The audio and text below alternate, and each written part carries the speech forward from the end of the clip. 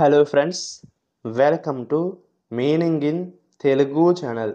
ఈరోజు వర్డ్ ఏమిటంటే ఫీజ్. దీన్ని తెలుగులో ఫీజులు, రుసుములు, చందాలు అని అంటాం. ఈ వర్డ్ని సేవలు లేదా విద్యా సంస్థలకు చెల్లించే నిర్దిష్ట మొత్తం అని అంటాం. దీనికి సంబంధించిన కొన్ని ఎగ్జాంపుల్ చూద్దాం.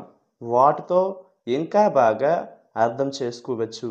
ఫర్ ఎగ్జాంపుల్, ఫస్ట్ది the school fees are due next week.